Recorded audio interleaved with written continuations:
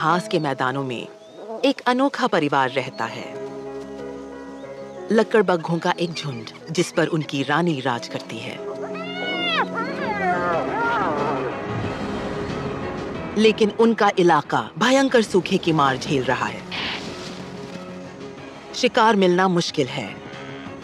झुंड को खाने की तलाश में बहुत दूर तक सफर करना पड़ रहा है। हालात इतने सख्त हैं और बच्चों को भी खाना खिलाना है, तो ऐसे में उन्हें एक मुश्किल फैसला लेना होगा। क्या वो अपने बच्चों को छोड़कर उत्तर की तरफ शिकार के लिए जाएं, या बारिश का इंतजार करें और उम्मीद करें कि जानवरों के झुंड खुद उनके पास लौट आएंगे। झुंड को हिम्मती, चालाक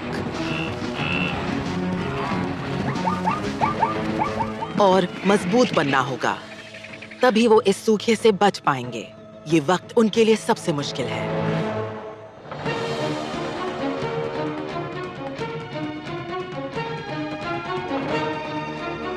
Africa's hunters, survivors of the plains.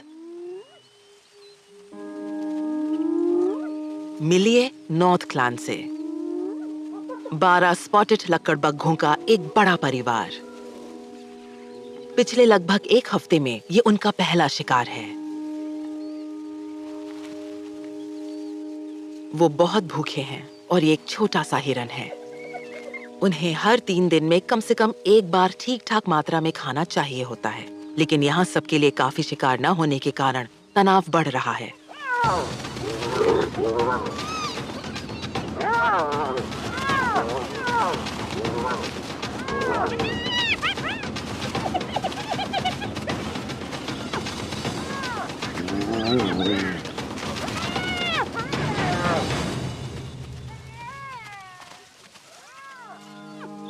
ये झुंड मुश्किल में है। उनकी रानी के 2 बच्चे हैं, एक राजकुमार और एक राजकुमारी। ये अभी 6 हफ्ते के हैं, जो 1.5 साल तक लगभग पूरी तरह रानी के दूध पर निर्भर रहेंगे। उन्हें जिंदा रखना ही उसकी सबसे बड़ी प्राथमिकता है।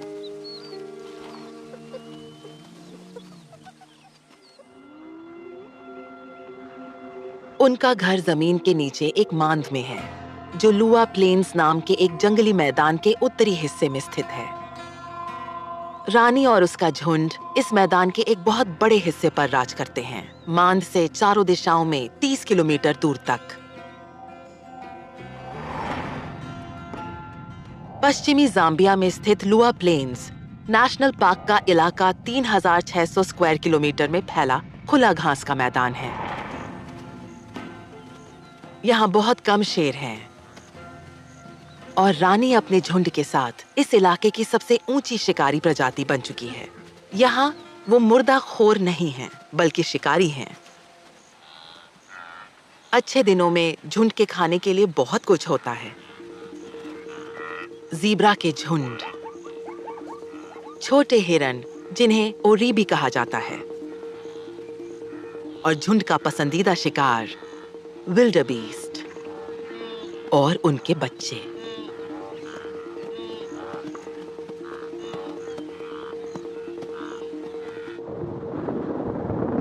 बरसात के मौसम में हजारों विल्डरबीस्ट आमतौर पर लकड़बग्घों के इलाके के बीचों बीच मैदानों में इकट्ठा होते हैं।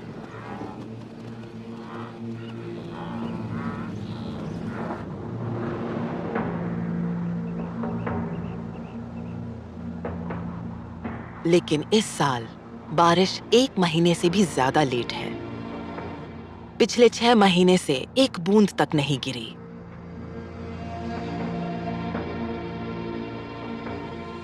और लुआ का मैदान इस वक्त भयंकर सूखे से जूझ रहा है।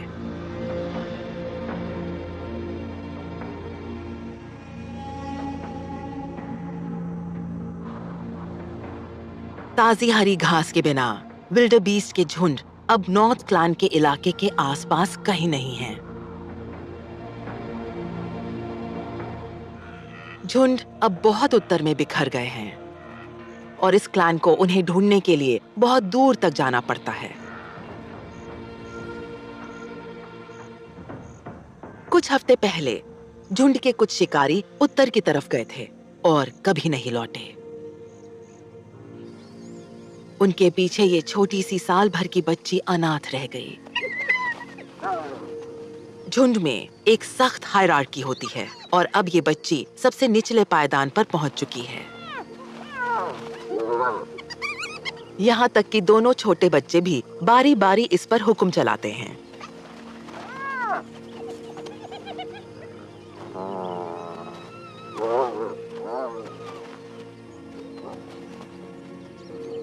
रानी की संतान होने की वजह से झुंड में उनका दर्जा ऊंचा है। इस अनाथ के पास माँ नहीं है जो उसकी हिफाजत करे या उसे दर्जा दे सके। उसके लिए जिंदगी हर दिन एक जद्दोजहद बन चुकी है। उसे जल्दी बड़ा होना होगा और इज्जत हासिल करनी होगी।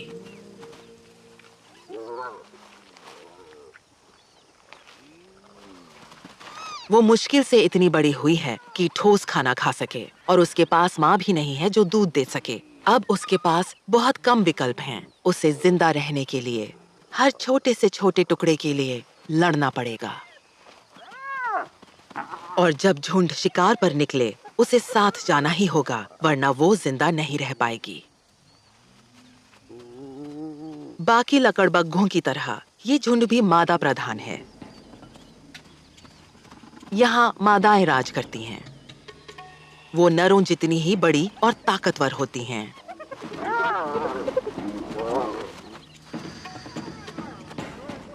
सभी वयस्क मादाएं बच्चे पैदा कर सकती हैं, लेकिन आमतौर पर मांद में एक ही नर को बर्दाश्त किया जाता है, और वो भी सिर्फ एक मकसद के लिए, संतान पैदा करने के लिए।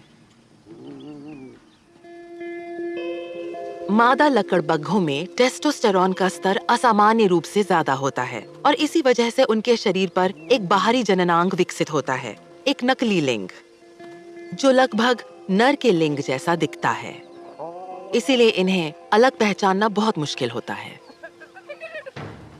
कुछ सालों बाद जब राजकुमार और राजकुमारी बड़े होंगे तो राजकुमारी झुंड के साथ रहेगी, लेकिन राजकुमार को मांद से निकाल दिया जाएगा। उसे खुद अपना रास्ता ढूंढना होगा। वो या तो झुंड से दूर रहकर मांद की रखवाली करने वाला नर बन सकता है या बहुत दूर किसी नए झुंड की तलाश में निकल जाएगा।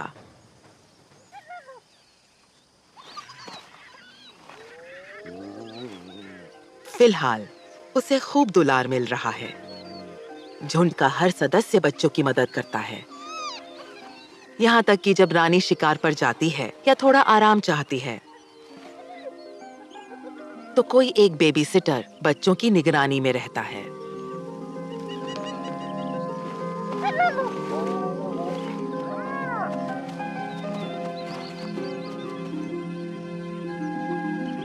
जब बच्चे लगभग 18 महीने के होंगे तो वो ठोस खाना खाना शुरू करेंगे, लेकिन अभी के लिए उनकी माँ का दूध ही उन्हें सब कुछ देता है। लकड़बग्घों का दूध जानवरों की दुनिया में सबसे ताकतवर माना जाता है। इसमें किसी भी अफ्रीकी मांसाहारी जानवर के मुकाबले सबसे ज्यादा प्रोटीन और फैट होता है, इतना गाढ़ा कि एक बार का दूध कई दिनों तक बच्चों को जिंदा रख सकता है। लेकिन जब रानी शिकार पर जाती है तो वो ज्यादा देर तक बाहर नहीं रह सकती। अगर वो एक हफ्ते से ज्यादा तक दूर रही तो बच्चे मर जाएंगे। इतना पौष्टिक दूध बनाने के लिए रानी के शरीर को बहुत ज्यादा ऊर्जा चाहिए होती है और उसे पिछले एक हफ्ते से ढंग का खाना नहीं मिला है।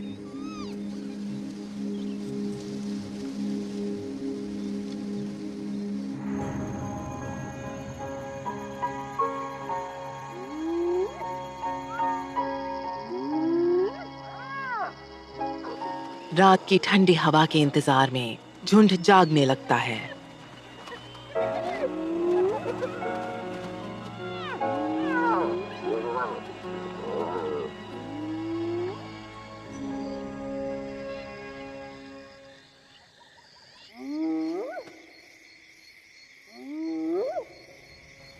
वो आमतौर पर रात में शिकार करते हैं, इसीलिए उन्होंने अपनी ताकत बचा कर रखी है।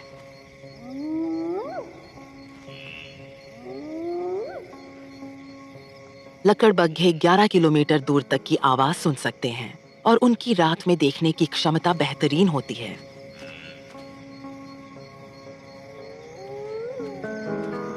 वो अपने पूरे इलाके में खाना ढूंढते हुए घूमते हैं। एक रात में वो 30 किलोमीटर तक चल सकते हैं। रानी मांद में बच्चों को दूध पिलाने के लिए ठहरती है, लेकिन झुंड द्वारा किसी शिकार की आवाज सुनने के लिए कान लगाए रहती है।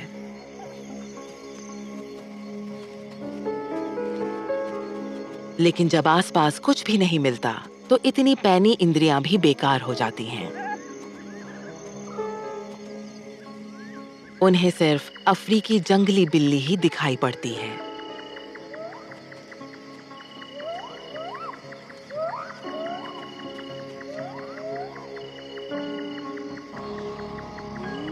वो सूरज उगने तक तलाश जारी रखते हैं।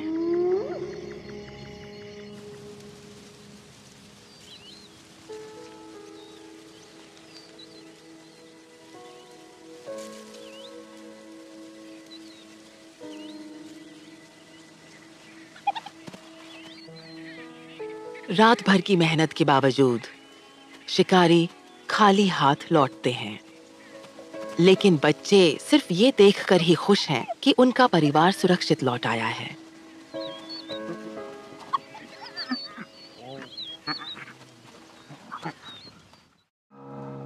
ये कई दशकों में पड़ा सबसे भयंकर सूखा है।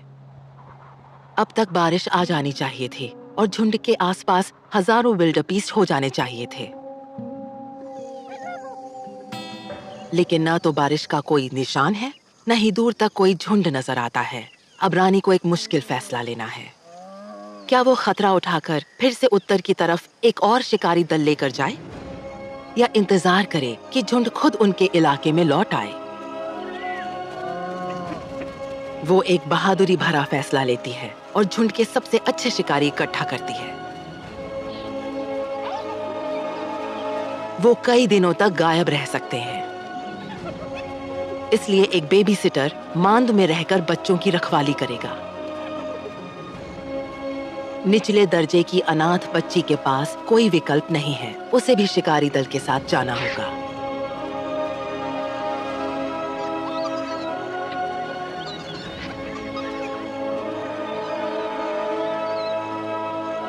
बच्चों को बिना खाने के सब्र करते हुए माँ के लौटने का इंतजार करना होगा।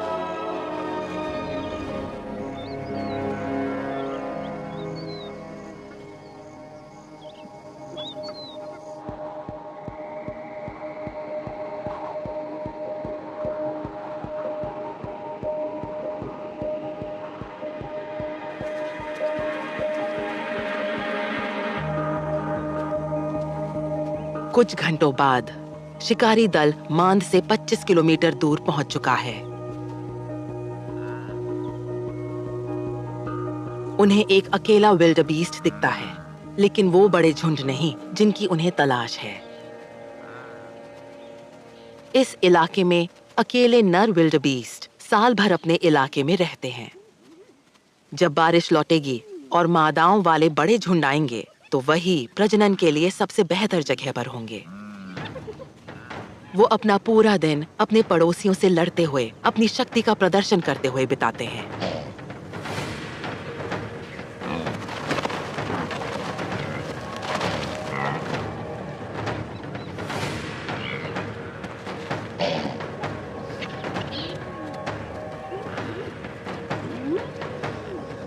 लकड़बग्घों के लिए ऐसे आक्रामक जानवर से भिड़ना ठीक नहीं है।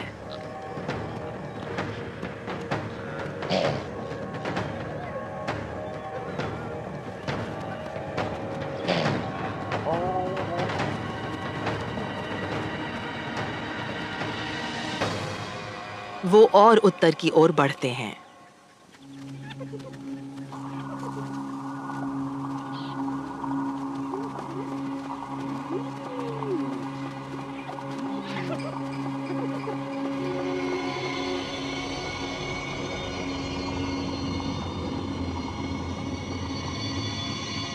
एक और घंटा बीतता है और तापमान 40 डिग्री तक पहुंच जाता है।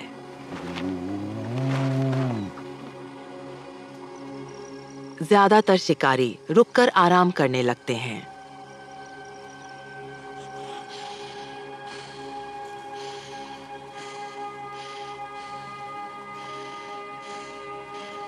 अब तक अनाथ बच्ची ने किसी तरह साथ बनाए रखा है। ये एक मुश्किल इम्तिहान है और वो थक चुकी है।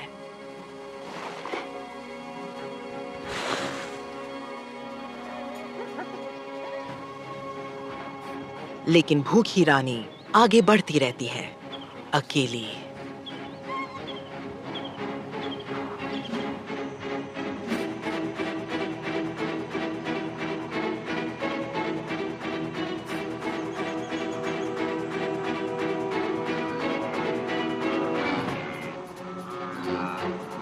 आखिरकार उसे वो मिलता है जिसकी उसे तलाश थी, विल्डेबीस्ट का एक छोटा सा झुंड।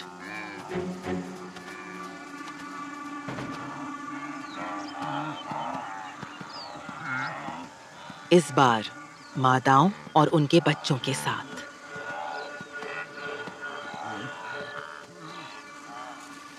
वो थकी हुई, प्यास से बेहाल, भूखी और अकेली है। उसके लिए शिकार करना लगभग नामुमकिन है।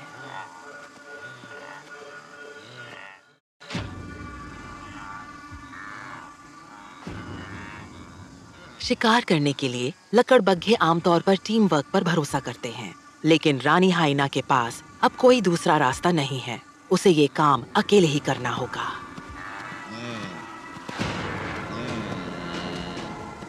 कामयाबी पाने के लिए उसे एक कमजोर निशाना ढूंढना होगा।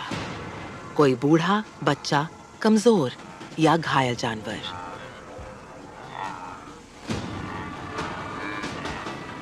वो झुंड को दौड़ाती है और कमजोर जानवर को ढूंढती है।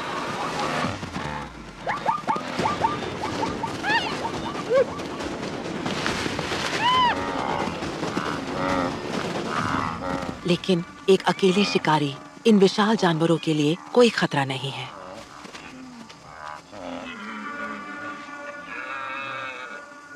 अब रानी के सामने एक और मुश्किल है। उसे अपने शरीर का तापमान घटाना है।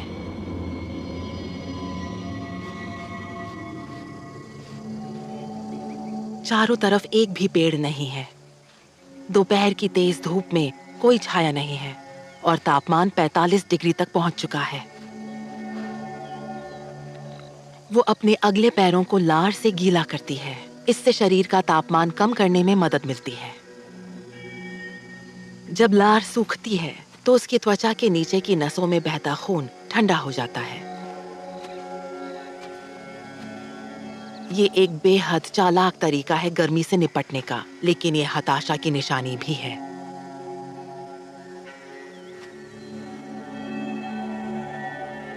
रानी पूरे दिन बिना खाने और पानी के भागती रही है।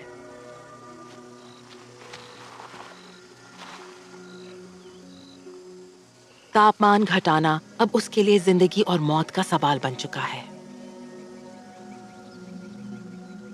शिकारी दल के बाकी सदस्यों से अलग होने की वजह से उसका दिन बद से बदतर होता चला गया।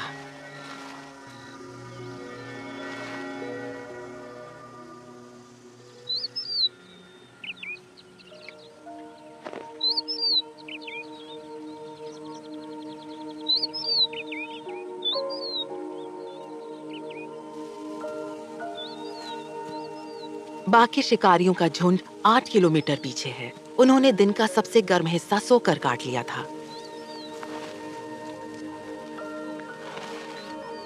अब आराम के बाद वो पानी ढूंढने निकलते हैं।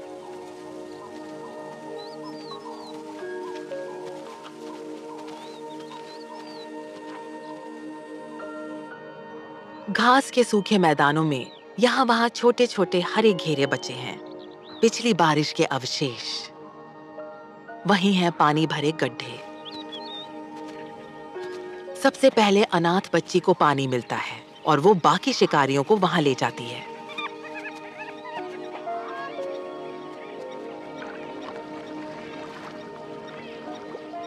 ये सूखे मैदानों में एक कीमती नखलिस्तान है। आसपास काफी दूर तक यही इकलौता पानी का जरिया है और इसीलिए तमाम जानवर इधर आकर्षित होते हैं।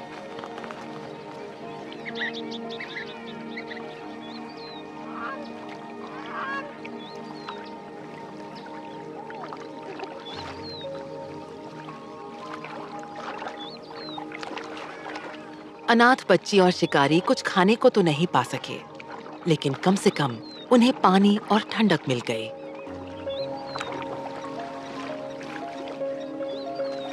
ये एक बड़ी राहत है।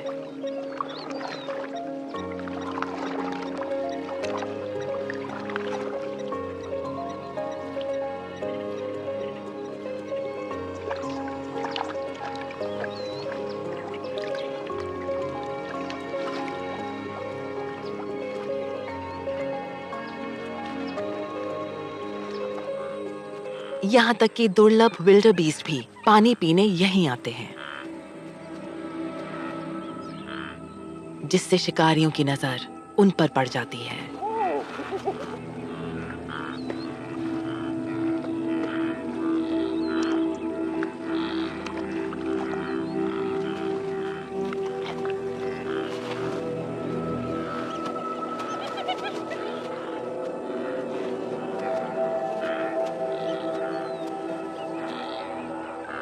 एक बहादुर और प्यासा विल्डरबीस्ट पानी में उतरता है।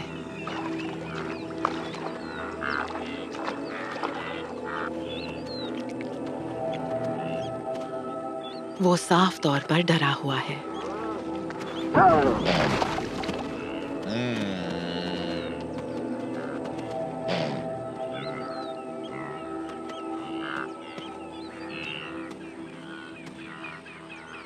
लेकिन लकड़बग्घे उसकी तरफ ध्यान भी नहीं देते।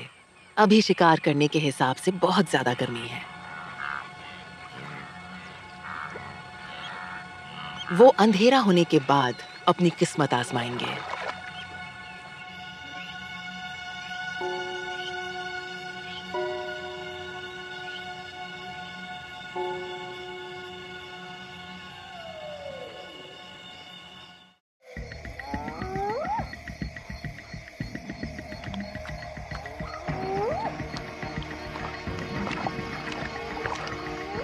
रात की ठंडक में रानी ने अपनी ताकत वापस पा ली है और शिकारी झुंड से आकर जुड़ गई है। अब और ज्यादा विल्डरबीस्ट पानी के गड्ढे के पास इकट्ठे हो रहे हैं।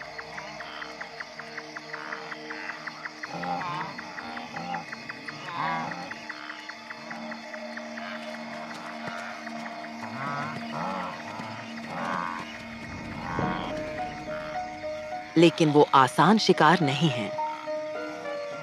विल्डरबीस्ट की ताकत उनकी तादाद में है और उनकी हिफाजत की रणनीति भी बहुत अच्छी होती है। वो सीधी लाइन में फैल जाते हैं ताकि कोई उन्हें घेर ना सके।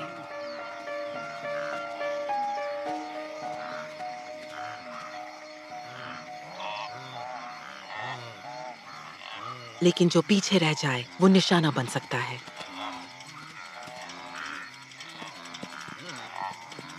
और लकड़बग्घों की निगाहें लगातार किसी कमजोर शिकार पर टिकी हैं।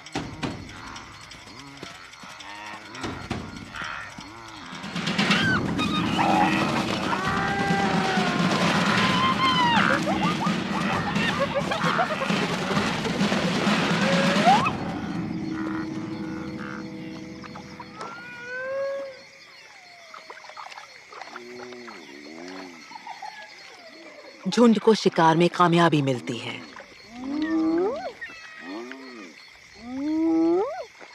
रानी अपना हक जताती है और अपनी पसंद का हिस्सा चुनती है।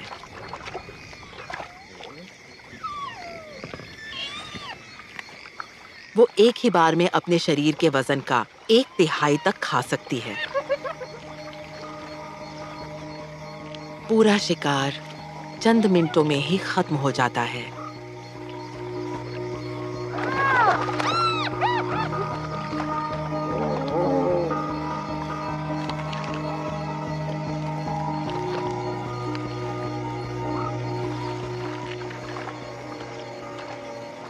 आखिरकार सबका पेट भर जाता है।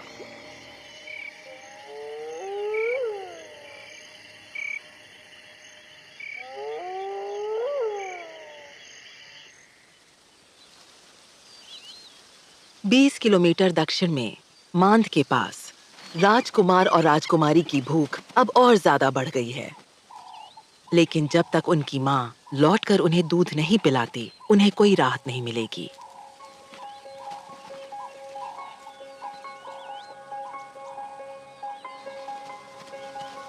माँ की गैर मौजूदगी में और किसी भी खतरे से बेखबर दोनों बच्चे अब और दूर निकलने की हिम्मत कर रहे हैं।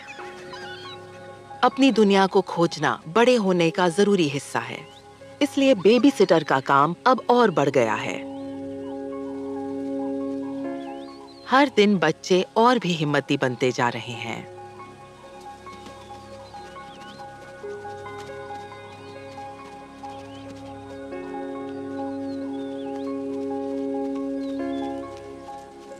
वो नजर रखती है और ध्यान देती है कि बच्चे ज्यादा दूर ना जाएं।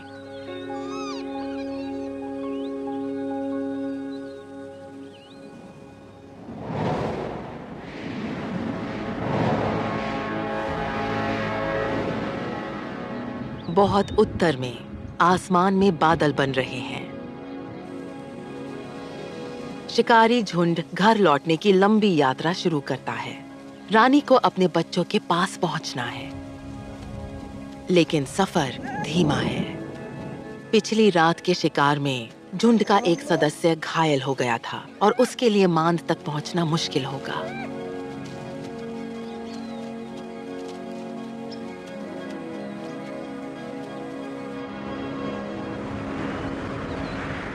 ये बादल झूठी उम्मीद दिलाते हैं। इनमें सिर्फ गरज और बिजली है, लेकिन वो बारिश नहीं जिसकी सख्त जरूरत है।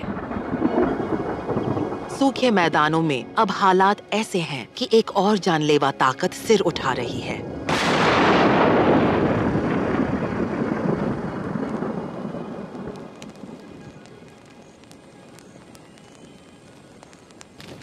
जंगल की आग।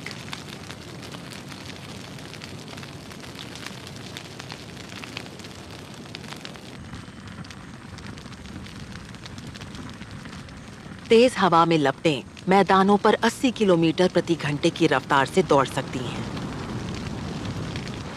और उनका तापमान 1000 डिग्री से ज्यादा पहुंच जाता है। वो अपने रास्ते की हर चीज को निगल लेती हैं। आग शिकारियों और मांद के बीच फैल गई है। रास्ता बंद हो गया है। रानी अपने साथियों को आग के चारों तरफ घुमाते हुए लंबा रास्ता चुनती है। इससे सफर में एक दिन और जुड़ जाएगा। उनके लिए बुरी खबर, लेकिन दूसरों के लिए दावत।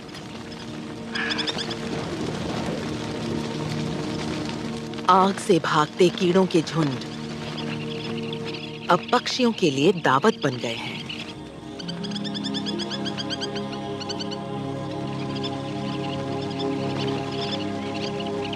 ब्रैटन कोल्स नाम के पक्षी 8000 किलोमीटर दूर रशिया से उड़कर इन मैदानों तक आए हैं।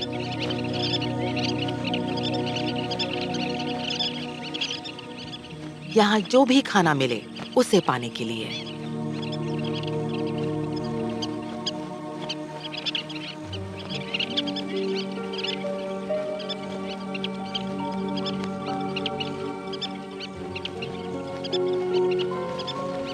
आग भले ही विनाशकारी लगे, लेकिन वो इन घास के मैदानों को फिर से जिंदा कर देती है। सूखे पेड़ पौधों को उपजाऊ राख में बदल देती है।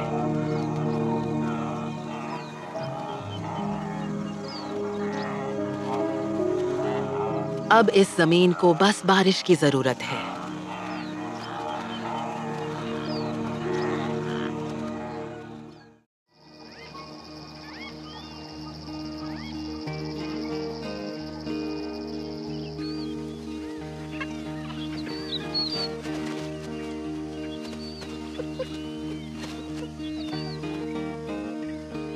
तीन दिन की लंबी यात्रा के बाद शिकारी झुंड आखिरकार मांद पर लौटता है।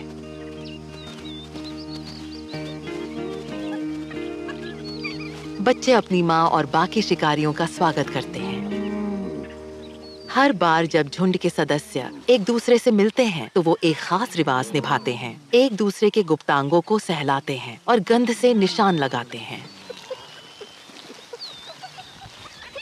ये रस्में पारिवारिक रिश्तों को मजबूत करती हैं और झुंड की रैंकिंग को दोबारा स्थापित करती हैं। कम दर्जे की सदस्य होने के नाते बेबी सिटर सबसे पहले ये अभिवादन शुरू करती है। शिकार की इस यात्रा ने अनाथ बच्ची को बहुत कुछ सिखा दिया है। वो अब बड़ी हो गई है और धीरे धीरे झुंड का सम्मान हासिल कर रही है। उन बच्चों के लिए जो पूरी तरह माँ के दूध पर जिंदा हैं, रानी का लौटना बिल्कुल सही वक्त पर हुआ है। और झुंड के लिए एक और खुशखबरी भी है।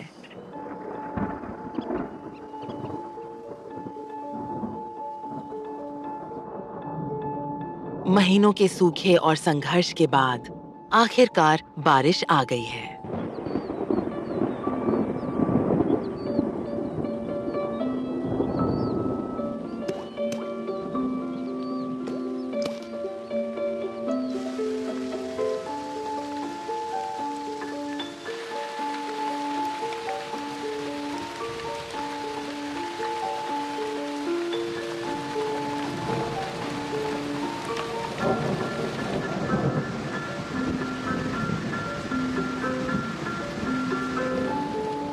सिर्फ कुछ घंटों में अरबों लीटर पानी जमीन पर बरसता है।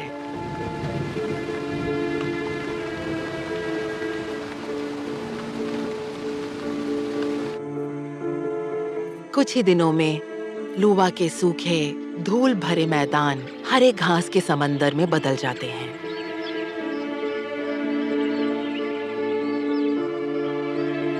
सूखे पानी के गड्ढे भरने लगते हैं और कई जगहें फिर से दलदली जन्नत बन जाती हैं।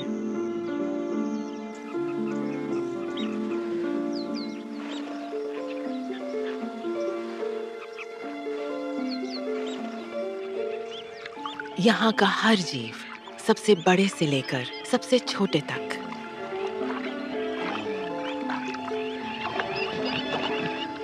इसी पल का इंतजार कर रहा था।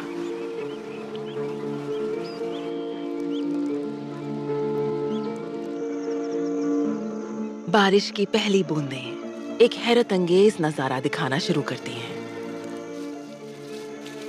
जैसे ही मिट्टी नर्म होती है, हजारों दीमकें जमीन से बाहर निकल आती हैं।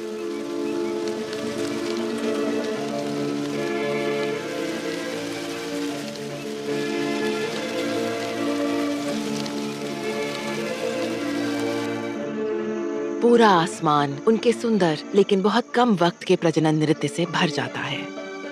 साल में बस एक बार उन्हें प्रजनन का यह मौका मिलता है। पंखों वाली रानियां और नर नई कॉलोनियां बनाने के लिए उड़ते हैं।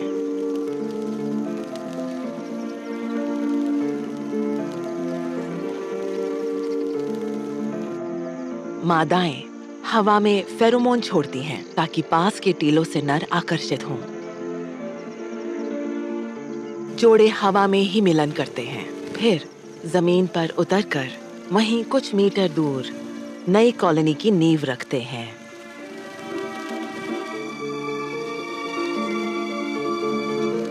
लुआ प्लेन्स में ये पहला संकेत है कि जिंदगी का नया चक्र शुरू हो चुका है। नई हरी घास के साथ बड़े विल्डबीस्ट झुंडों की वापसी शुरू होती है, जिसका कब से इंतजार था। झुंडों को अच्छी तरह पता होता है कि कहां जाना है। वो कई दिनों तक चलते हैं ताकि ठीक उसी वक्त पहुंचे जब नई हरी कोपलें मिट्टी से झांकने लगें।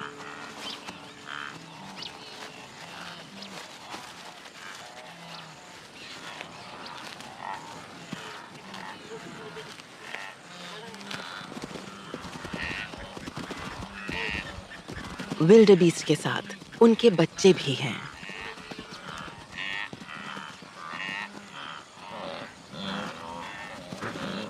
झुंड के इलाके में उनका लौटना परिवार की जिंदगी में एक महत्वपूर्ण मोड़ है। लकड़बग्घे आराम कर चुके हैं। अब हजारों विल्डबीस्ट उनके आसपास हैं और शिकार में कामयाबी के ज्यादा मौके हैं। एक एक करके वो झुंड की परीक्षा लेते हैं, उन पर झपट्टा मारते हैं। लकड़बग्घे विल्डेबीस्ट से धीमे होते हैं, लेकिन वो सब्र और चालाकी से काम लेते हैं।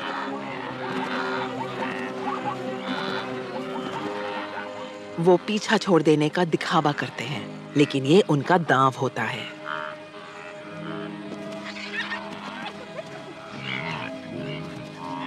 वो भागते हुए जानवरों को ध्यान से देखते हैं, किसी भी कमजोरी की तलाश में। शिकार की ये हलचल दूसरे मौका परस्तों का ध्यान भी खींचती है। लेपर्ड फेस्ड वल्चर्स, ऐसे गिद्ध जो 30 किलोमीटर दूर से भी संभावित शिकार की गंध सूंघ सकते हैं।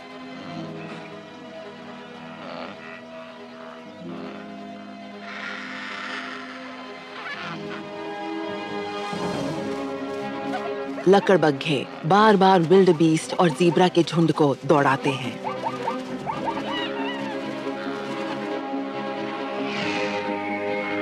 ये उनकी रणनीति है, धैर्य और नजर का खेल।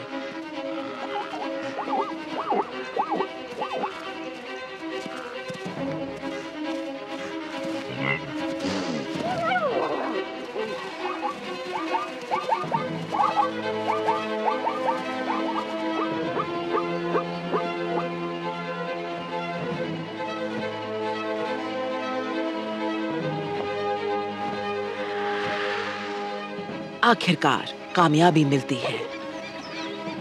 गिद्धों को पता होता है कि शिकार कब हुआ है और वो किनारे पर इकट्ठा होकर लूट का हिस्सा चुराने के मौके की ताक में रहते हैं।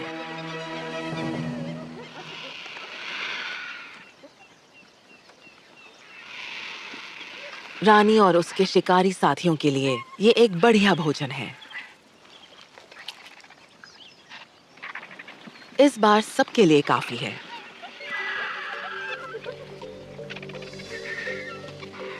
लेकिन फिर भी उन्हें गिद्धों को खदेड़ना पड़ता है।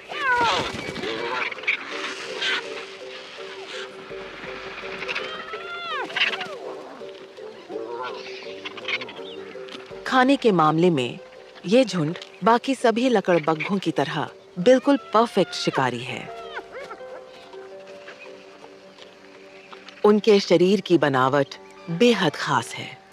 मजबूत जबड़ों और ताकतवर मांसपेशियों के साथ उनकी काटने की शक्ति अद्भुत होती है, जो जानवरों की दुनिया में सबसे ताकतवर में से एक है। उनके दांत इस तरह बने हैं कि वो सबसे सख्त हड्डियां भी पीस सकते हैं। वो पूरे शव को खा जाते हैं, बस बाल और सींग पीछे रह जाते हैं। उनका पाचन तंत्र इतना मजबूत होता है कि वो हड्डियां तक गलाकर हर हिस्से का इस्तेमाल कर लेते हैं। आखिरकार पेट भर गया है। वो लेट जाते हैं ताकि उनका शरीर काम शुरू करे। खाने का ये असरदार तरीका ही है जिसने उन्हें अब तक के सबसे मुश्किल सूखे में भी जिंदा रखा। यही उनकी कामयाबी का राज है और यही वजह है कि लकड़बग्घे अफ्रीका में सबसे ज्यादा पाए जाने वाले मांसाहारी जानवरों में से एक हैं। अनाथ बच्ची का पेट भर चुका है। माँ के बिना और तमाम मुश्किलों के बावजूद उसने अपने लिए जगह बना ली है। ये महज 1 साल की हाइना के लिए बड़ी कामयाबी है। अब वो झुंड की अहम सदस्य बन चुकी है और उसका आत्मविश्वास बढ़ रहा है।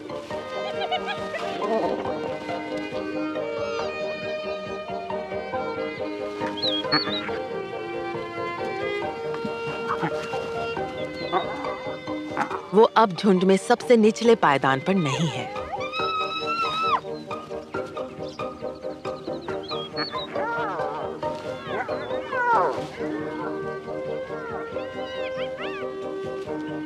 राजकुमार और राजकुमारी भी तेजी से बड़े हो रहे हैं।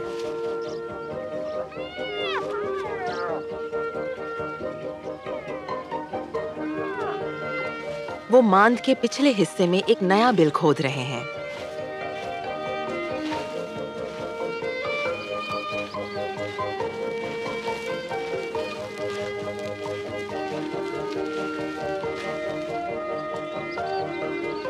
परिवार में नए सदस्य के लिए जगह बनाने के लिए झुंड की एक और मादा ने बच्चे दिए हैं और वो अपने 2 हफ्ते के बच्चे को बाकी परिवार से मिलवा रही है।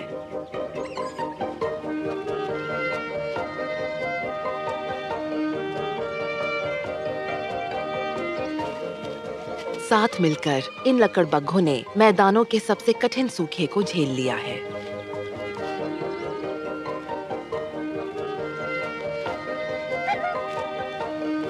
और अब परिवार बढ़ रहा है। उत्तर से लौटते हजारों विल्डबीस्ट के साथ मैदानों के इन सच्चे सर्वाइवर्स के लिए अच्छे दिन आने वाले हैं।